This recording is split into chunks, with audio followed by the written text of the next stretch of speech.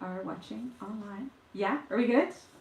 Hi, welcome back to another Book Fringe event. My name is Mary, I run Lighthouse, and it is such a joy to be hosting Dina Nayeri as part of Book Fringe. We got to interview her for one of our Rethink Act videos when the book first came out, and had been wanting an event, and it's rare to be able to get to come back to something with a paperback, so it is such a treat.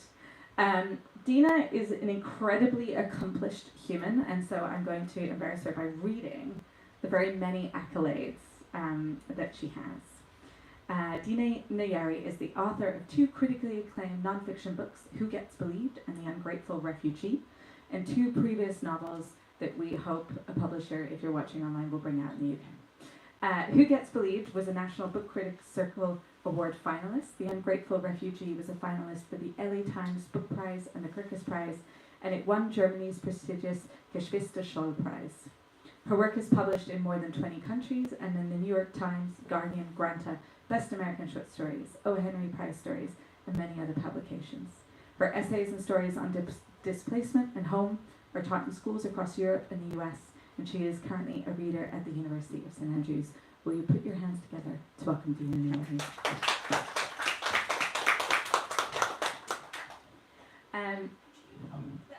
I'll give you this one. Another piece of news. Yes. So Who Gets Believed yesterday was announced that it's a finalist for the Dayton Literary Peace Prize, which is a literary prize. I'm very excited. Congrats! Although it's my thing to be always a finalist. So I'm stopping any hopes right there. Okay, always a bridesmaid, never. No, this is the one. Always one of three brides. Yeah. This is the one. Always the sister one. I think what we'll do is we're going to start with a reading, and then I'm going to check some questions. Book Fringe is like a 30-minute event, and then there's time for 15 minutes of questions afterwards. If you're watching online, you can ask us questions online too.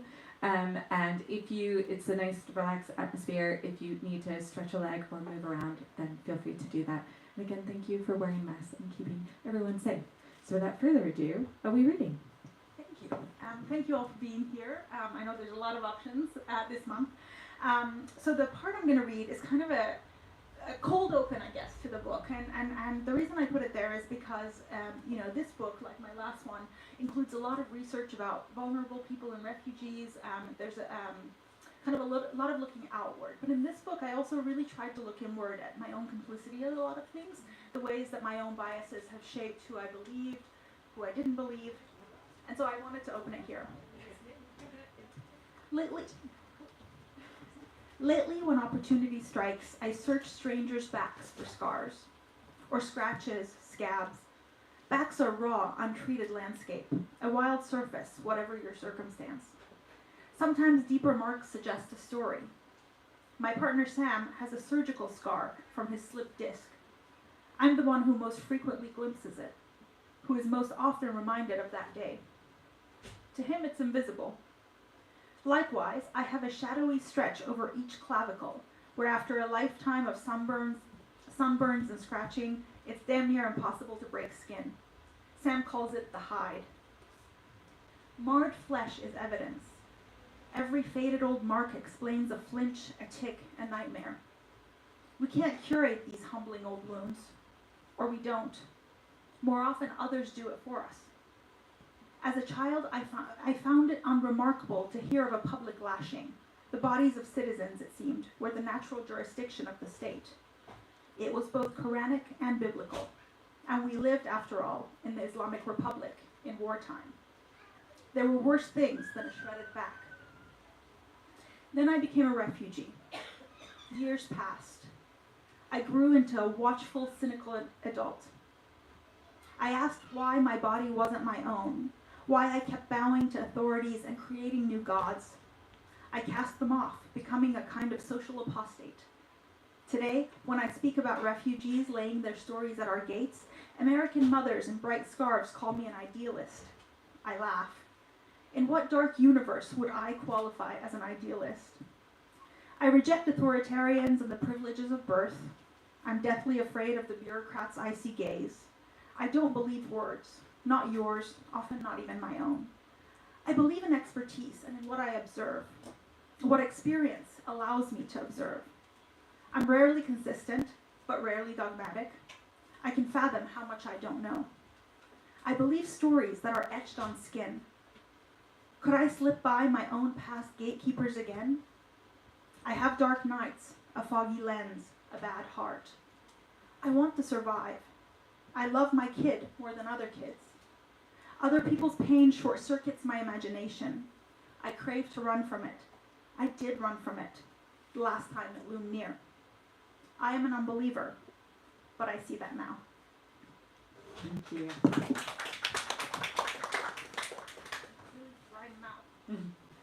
There's such a curiosity in the book for and a hunger for other people's stories, and a way that you connect them back to your own. And it seemed to me very much a book that was rooted and came as an offshoot of The Ungrateful Refugee, that then answered some of the questions in a different way.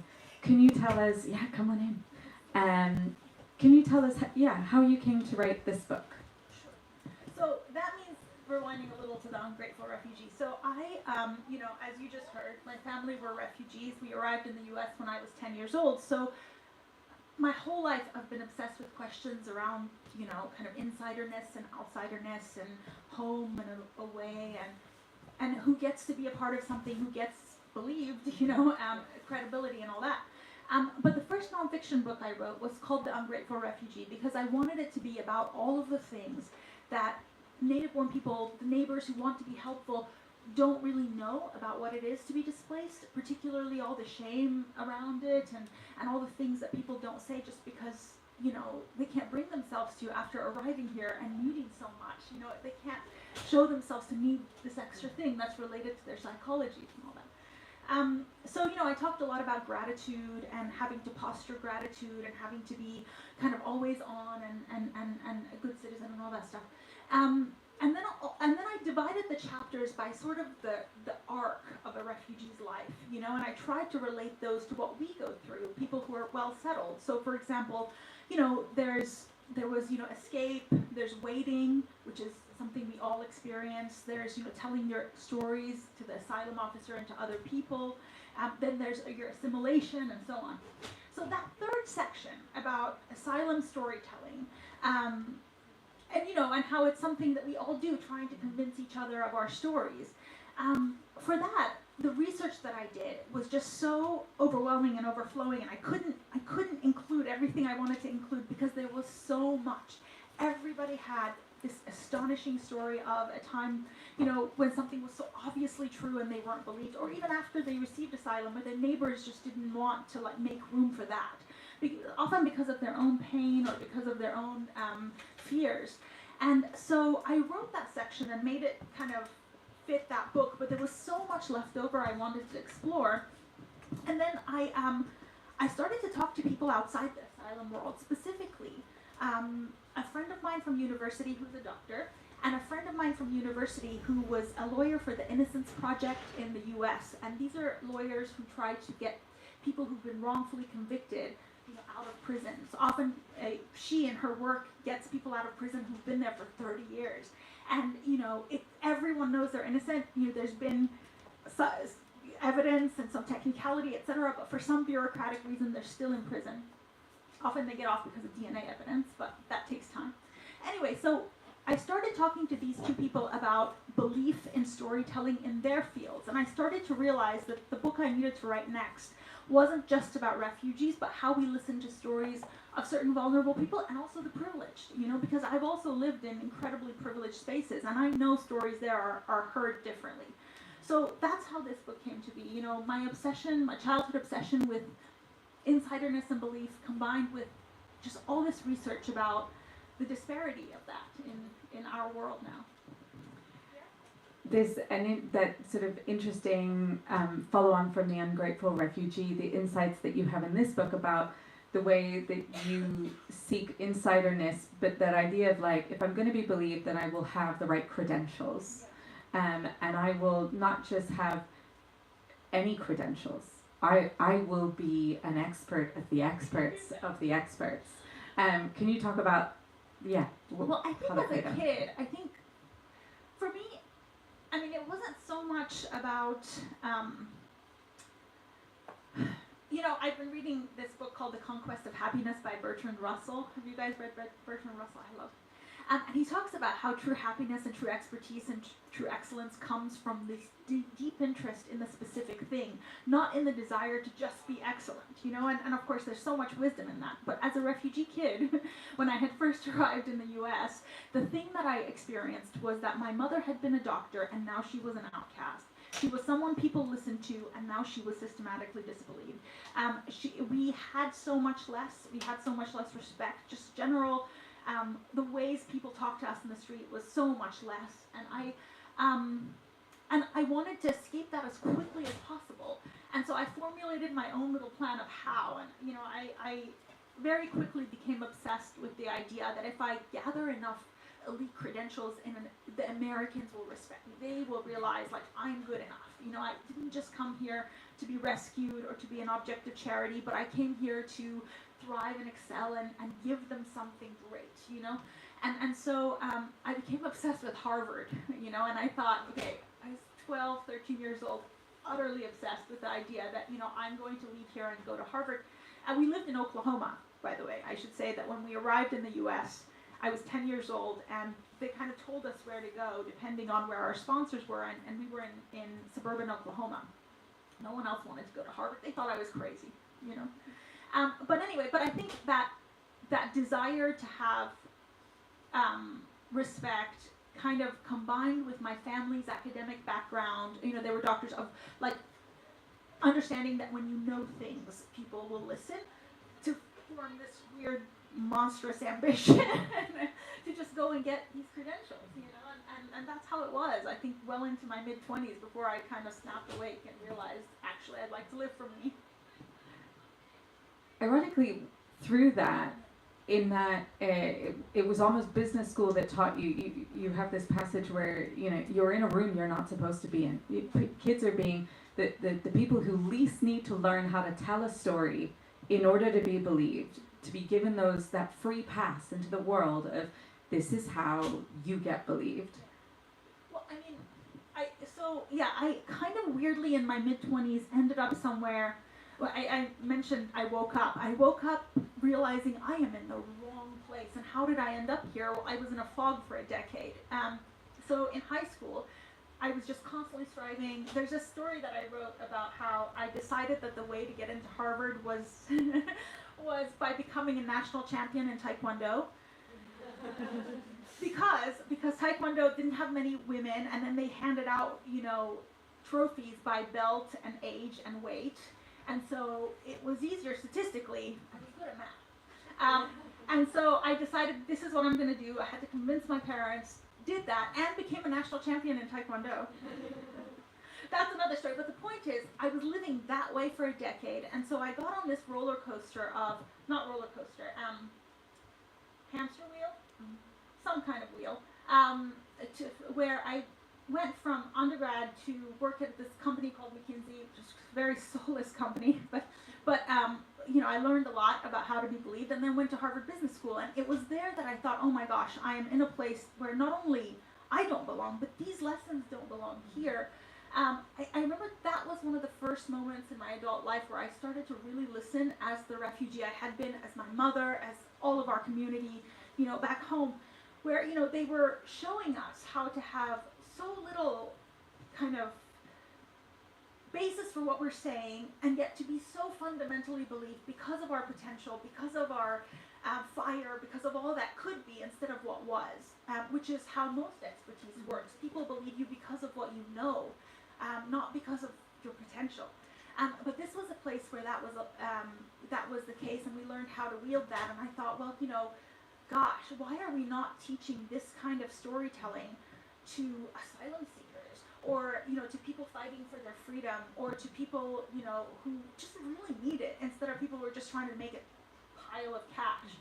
I felt like I was in the wrong place, not only because I wasn't using my own talents and skills there, but because I felt that this was hollow, and that at the end of my life, I did not want to wake up and realize that all I had done is just, chase a bunch of numbers, so that I could eat more meals and better meals and go on better trips. I mean, that it just seemed wrong. So it was there that I started thinking, okay, I need to get out. I need to think of something else. So. And you take, the book sort of looks at big ideas, that the sort of the difference between truth and fact and story, and I wonder if from what you learned and read about at Harvard Business School, why are some people not believed? Like, why don't we? I think the thing I've learned, not just there, but just working with refugees over the years and talking to kind of experts in a lot of fields, is that, we believe with our own biases first, with our own fears and our own hopes. And if we come in listening to a story and the thing that we have foregrounded is our own fears, we listen to that story differently than, if we approach someone and we have nothing to fear, we expect them to better our lives. So we look for their potential. This is exactly what we learned at Harvard Business School, that when you walk into a room, no matter what you're going to ask a person to do for you, remember that the first thing they should see is all of your tremendous potential to make their life better. There should be no fear involved. Like, you're not going to take their money and run. Like, you are this excellent person who has come into their lives and is just going to make it better. But, when we listen to refugees, for example, how do we listen? We think of them as people who are here to take, people who are here to, maybe they'll bring with them some unknown, that triggers us in some way. And when we're in those two different mindsets, I think we hear different details, we listen differently, we interpret differently, and most importantly, I think we connect that story with something else from our own past, and I guess one thing I learned when I was training to be a writer is that, every great story connects somehow with the reader's past, with some universal experience. I mean, when we read a very specific love story, for example, we don't love it because those details are so absolutely perfect. We love it because those details evoke similar details in our own past, and I think that's the problem when we listen to people who are so vulnerable, is that what they evoke in us is those kind of primal fears. How do we undo that? I think it's not easy work, because we're talking about deep psychology that has been, embedded in us since childhood. Because I think one of the brilliant things the book does is it turns that question around. It's on us, the listener. Yeah. This question is not about the veracity of the story or the experience of the person. No. It's because we are conditioned to hear certain stories in certain ways. And as a society, we somehow prize the idea that you would be skeptical or you would disbelieve.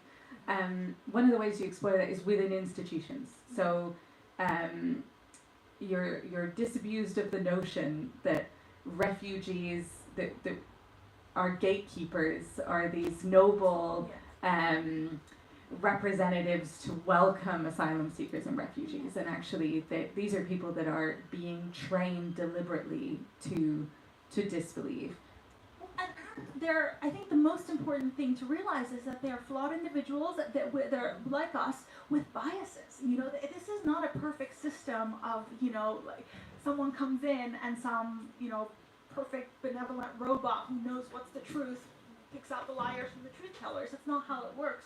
We're talking about exhausted, undertrained, overworked people who have to make snap judgments that will then determine people's entire future. And that's true not just in the asylum system, but in the justice system, in the medical system, in all of the systems that determines who gets help and benefits from the government, all of that stuff.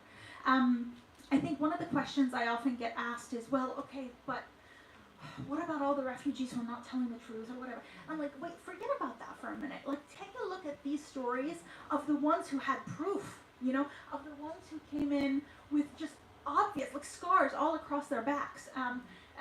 They came in, with all of the experts, the medical experts, humanitarian experts, saying this happens in that country, and it happened to him, believe it. And the person is so skeptical, so completely desensitized by a lot of stories that come through sounding the same, that they've shut down. They refuse to believe.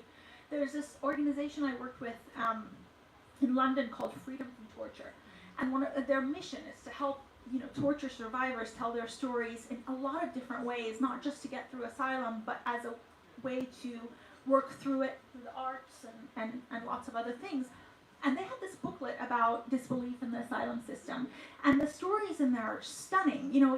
The questions that these people would be asked, they would say, okay, well, so you were raped. So how many people raped you? And can you repeat that again? Was it 5 or 4? Because last time you said 4. So let's talk about who that 5th one was. And or another real one.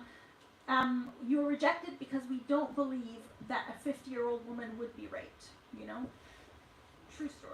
Or another one, like if you escaped from detention and had not slept for 3 days or whatever, how would you get over the wall? And therefore we don't believe you escaped, and therefore we don't believe you were ever in.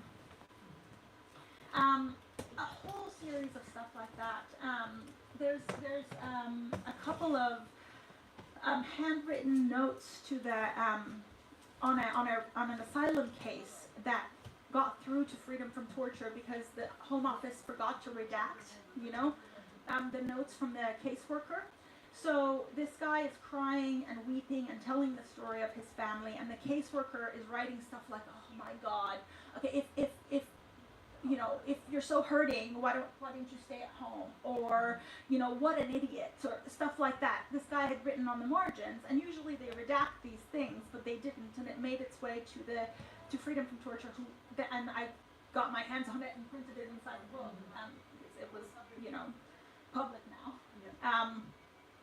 Yeah. But we're not talking about a situation where we need to be so concerned with, well, is that a lie or is that not? The bigger concern is that the people who are tasked with enforcing our promises of the Refugee Convention, our humanitarian duties to our fellow man, those people don't see their jobs that way. They are trained to reject, they are incentivized on rejections, and they are so broken and desensitized and so very overworked that our gates are effectively shut, And that is not even to mention, all the other systems that this happens in. Sorry to be long-winded, but one of the conversations that spoke the most to me, as someone who's already done a lot of research in the refugee space, I hadn't really looked at the medical space.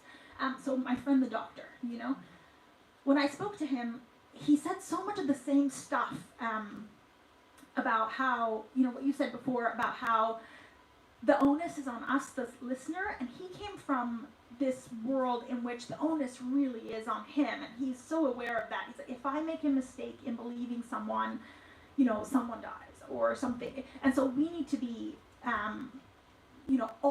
always aware of our biases. And so I asked him, so what are your biases? And he said, most often with doctors, first of all, it's really hard to believe other people's pain. A lot of people have written about this. Other people's pain is foreign to us. It always looks more dramatic than it is. It always looks a little bit different from how we would express our pain.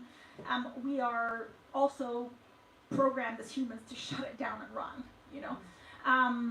So he said, I think a lot of people have this bias where the pain they believe is manifested the way the women specifically in their own household would manifest pain, specifically their mothers.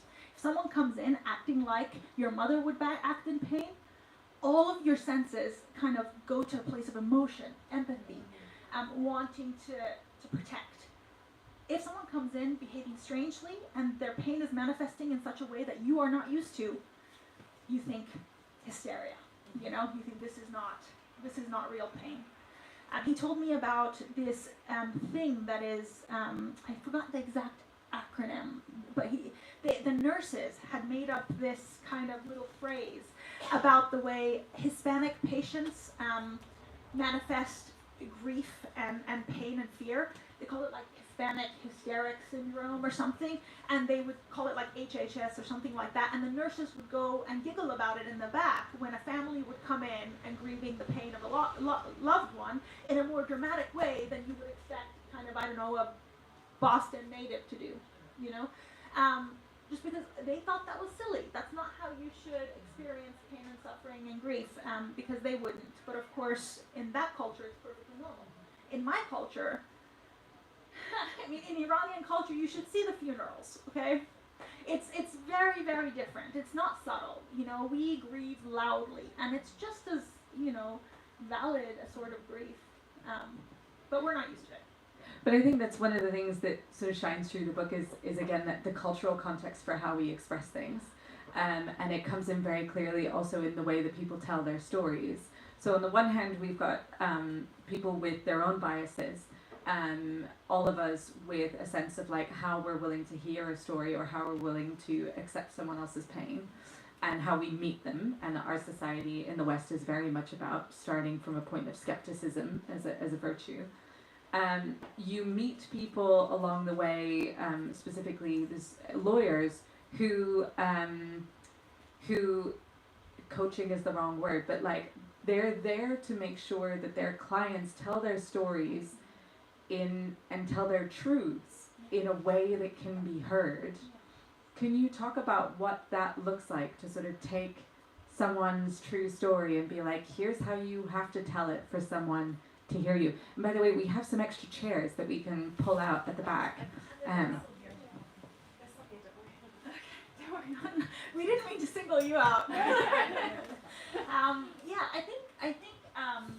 So before I answer that, I'll tell you this kind of very shocking thing that I kept hearing from the asylum lawyers, especially in America, who said that the number one kind of correlating factor with whether or not you get your asylum accepted is whether or not you have representation as soon as you talk to the first caseworker, you know? And that is very, very true. And I think the reason is because it's not that the people who have representation are telling the truth more often, you know? That's not at all the case. In fact, the thing that determines whether you get representation is how much money you have, how close you are to Western culture, how prepared you are because you had resources back home, all of that stuff. It has nothing to do with the validity of your claim, and yet that correlation is there. Why? And the reason is this: you cannot come in to the asylum system and just blurt out the whole story, especially when your audience is someone who is trained to look for discrepancy and who is trained also to look for anything that doesn't qualify. So, to be eligible for asylum, you have to meet very specific criteria, right? So it's the rules, that we agreed to with the Refugee Convention in 1946. It was that a refugee is someone who has credible fear for their life if they return home based on their race, religion, nationality, political opinion, or membership in a social group. That's five things. So, and membership in a social group is purposely broad to include anything else that the framers of that did not anticipate. So, what had just happened in 1946? We had just had the Holocaust, and we just had all of these refugees created out of like a particular bias. It was Jewish people then, and it was, various other groups, but who will it be next? So in order to acknowledge that we can't anticipate that, we're going to include this fifth criteria, membership in a social group. Now, side note, more and more in America, especially during the Trump years, people were trying to narrow that definition. Are women a social group? No. Are battered women a social group? No, we don't think so. So that was all of this legal waste, anyway, in order to narrow that definition so they could reject more people. But anyway, we do have these five criteria. So let's say you enter the country and you start blurting out your story. You start saying the truth, which is complicated, which is that, let's say you wanted to, marry someone from another ethnicity and it wasn't allowed, right? At the same time, your father was, some rich businessman who didn't want it to happen, and so he threatened to kill the guy. And then at the same time, some gang came in and took his side and threatened to kill someone in your family. It became very, very messy. Your life and your fiance's life was now suddenly in extreme danger. You had to run. Now, there's no question here, let's say, that your life was in danger in this story that I just made up. Stuff like this happens. But anyway, there's no question that your life is in danger. They even acknowledge that. The question is your life in danger for the right reasons? If you come in and you say, with the help of a representation, I could not marry the person that I love because of my religion, because of the particular ethnicity group that I was in and he was in. It's our national identity. It's our religion and politics. And also because I spoke out and said, no, this should not be this way. We should not live in a country that doesn't allow people to marry for this reason. Then that's political, right? It's a political opinion and it's your religion. Let's say, though, instead you come in and say, oh my God, my father threatened to kill him, and then the gang came and demanded money, and let's say all that stuff happened too. Like, no, it's a personal issue, or it's money. None of that stuff actually qualifies. Real life stories are messy. They are full of errant details. They're full of contradictions. They're full of stuff that you thought would happen that didn't happen, or that or when you tell them, when you tell the story that happened over 5 years, maybe you mess up a little bit. There are so many cases of people who came in and gave their first interview and said a story and said this happened in March, and then 6 months later they said it happened in April, and that was the detail by which they were called out and rejected because they were obviously lying, right? There are also a lot of people from my own country, Iran, whose story involved the moral police, and the moral police is drawn from the population. So the moral police was also a brother or a cousin or an ex-boyfriend or something, and when that person came knocking and threatened to kill them, it was also their brother or cousin. So the asylum officers would say, well, that wasn't a moral police officer, that was your brother or cousin, So that kind of messiness is worked out by the help of legal counsel, and so I believe everybody coming in should have access to that, not just the people who are, who have access to resources and Western education.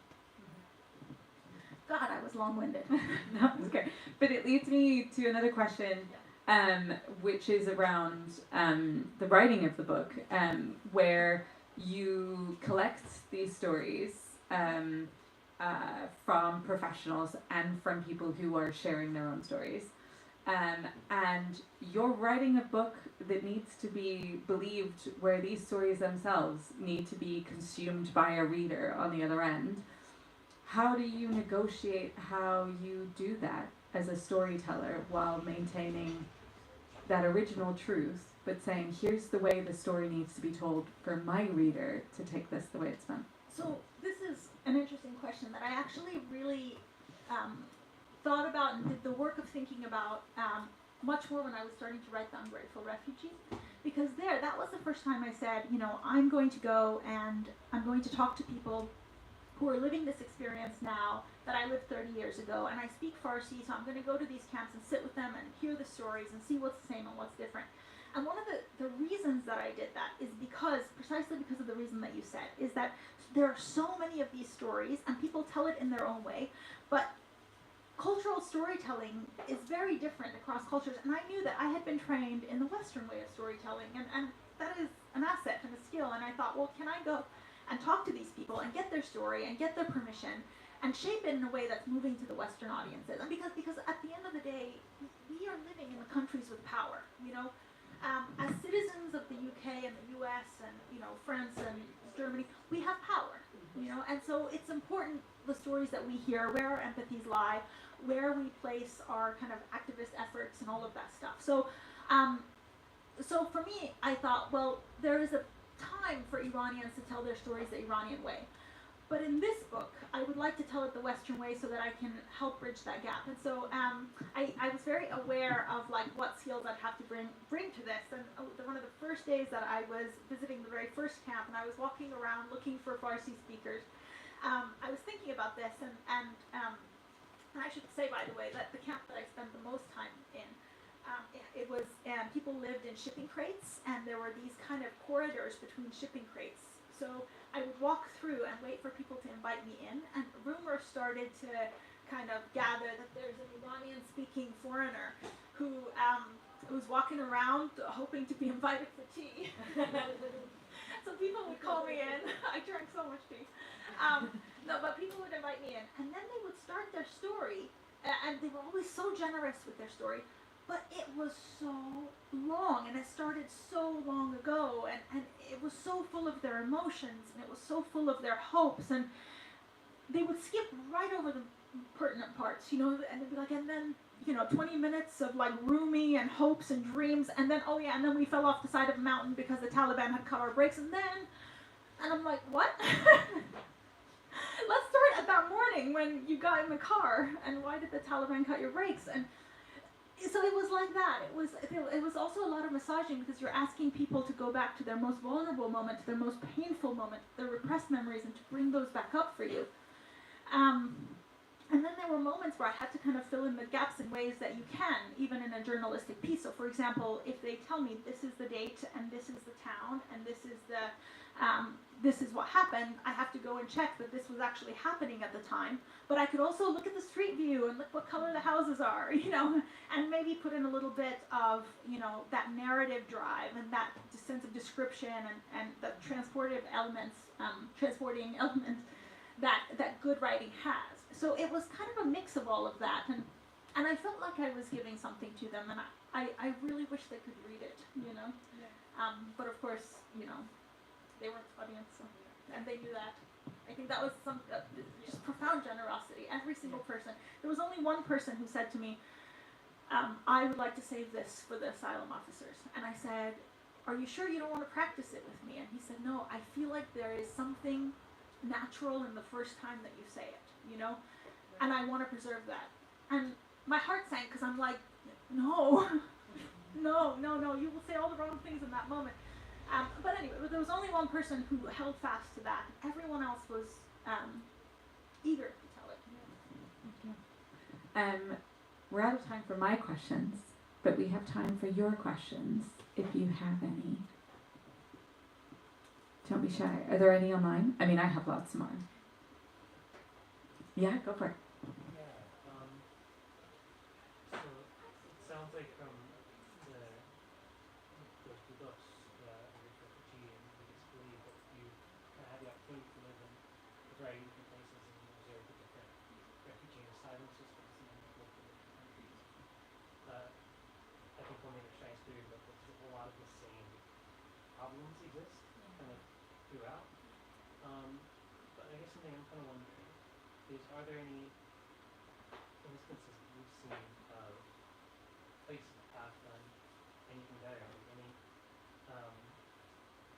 whether it's countries or systems where people are more likely to be believed, or what things haven't put in place where nuance can be allowed? Just for the online audience, the question was around the similarities between different asylum systems that are so hostile to people arriving, whether or not Dina has seen anyone doing it better. I've seen a lot of people doing good. I can say that, and often it's around, it doesn't often come from above or from within the systems, but comes from really well-meaning and very good-hearted people who want to do better. So I have so many stories of people who just showed up and were allowed to help. For example, Freedom from Torture actually was invited in by some people in the asylum or the Home Office to talk about biases. Not in a big way, but it's kind of slow going. I spoke with an ex-Home Office presenting officer who I talk about in the book, who was young, and she was from kind of Middle Eastern descent, and she herself kind of wanted to do the work of helping these people be understood and explaining a lot of nuanced situations that weren't believable to her colleagues, but then became believable when she explained it. In the Netherlands, there was this wonderful man who everyone dubbed kind of the refugee whisperer, and he had developed such expertise, and he was always around the asylum office, asking people to be sent to him so that he could talk to them, especially Iranians, and help them tell their stories better. And there were people who helped connect him. There's a lot of NGOs, I guess, that pop up around these asylum. I recently talked to, oh my gosh, I forgot the name, but it was a U.S. NGO that is at the border, with Mexico, and they provide housing for those 2 days right after you're allowed to stay, but you have to figure out where to go next. And they do so much work at connecting the asylum seekers and refugees with the right people. And the fact that those communities of people are allowed to exist around the asylum system often helps, and it happens in every country that I've visited. And that's where the change comes through. The more interactions there are with the decision makers, with the gatekeepers, and as younger gatekeepers come in, and have more and more access to those, slowly change seeps up. I haven't seen a situation where in any country someone came in from above and said, "Okay, fixed. That we're going to do that bit better." So that's my experience. Is there another question in the room? Yeah, go for it. Have you noticed any different, talk about who gets reading, who doesn't, pick the countries that refugees are coming from, where they're less likely to be believed or more likely to be believed? Are there any kind of biases within the system where someone says this person's from Eritrea, but then like we know about this person's from Iran country, and they don't get believed or anything like that? So the question for the online audience is around whether or not there are certain countries refugees are coming from where they're less likely to be believed. I think that happens in cycles. So I don't have like the numbers or data on that, but I can tell you that every time a country, something happens and a country produces a lot of refugees and people come, then it has a desensitizing effect on the people making the decisions. In America, you know, there is kind of a, what is it called? I've forgotten the acronym. But anyway, there are processes in place where if something huge has happened in a country, all you have to do is prove you're from there, and then you can go through, you know? You don't have to prove that you are specifically a refugee, specifically targeted in any way. And that's good. But, you know, after a while, that ends, and then you have to show that something specific has happened to you. And if a lot of people are coming through, then there's that effect. So, for example, there's a story in the book. It actually opens up with this story of a man that I met called KV.